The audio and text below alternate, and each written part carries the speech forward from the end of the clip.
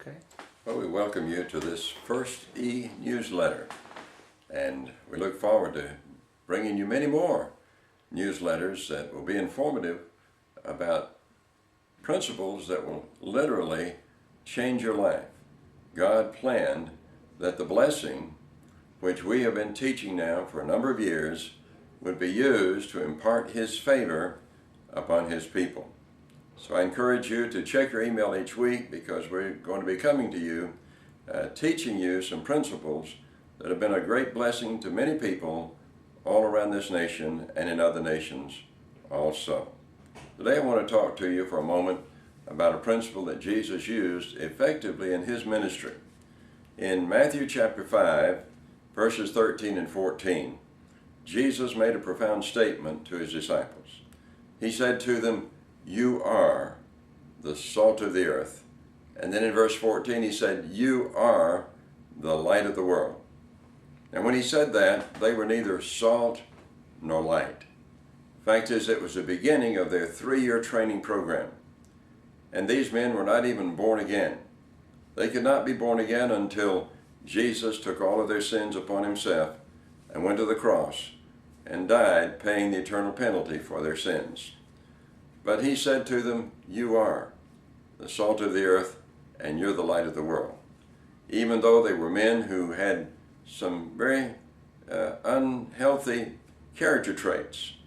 They could get angry, they could get jealous, they could get resentful, they could get ambitious, but Jesus said to them, "You are." Now, why did He say to them that they were something that they were not? Because, first of all, He looked at the end product from the beginning.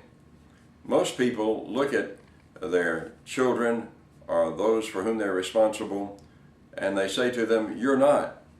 But if you keep trying hard enough and you work long enough, perhaps someday you may become." That's what we would probably say to these disciples if we were responsible for them, wouldn't we? But Jesus didn't do that. He took the principles that God had instituted in Numbers chapter 6 and put them into practice. In Numbers chapter 6, beginning in verse 22, the Lord commanded Moses to have Aaron the priest and his sons gather the people together and speak a series of blessings over them, including the high priestly blessing, where He said to them, "May the Lord bless you and keep you. May the Lord cause His face to shine upon you and be gracious to you.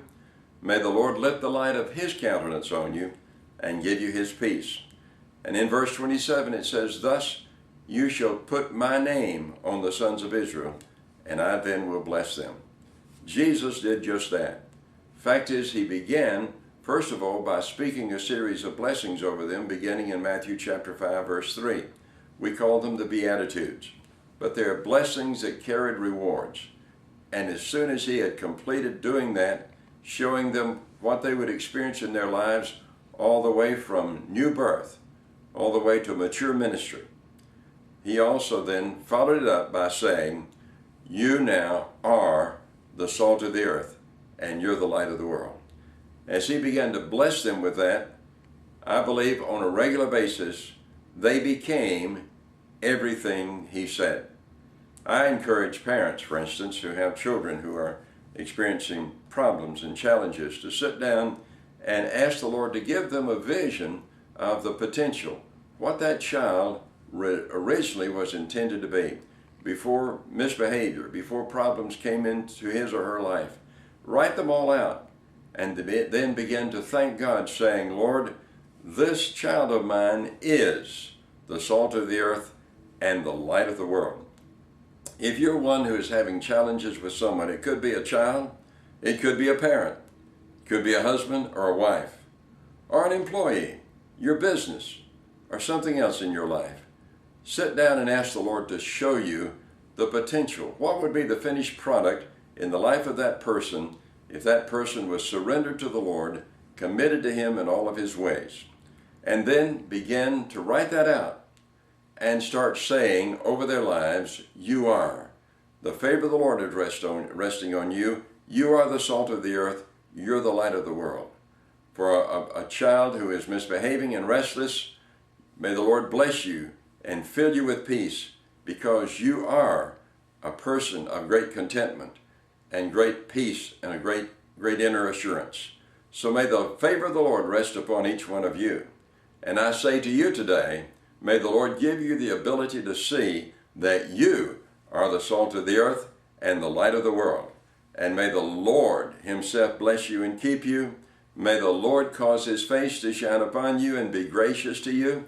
And may the Lord let the light of his countenance on you and give you his peace in Jesus' name. God bless you. I've enjoyed being with you today.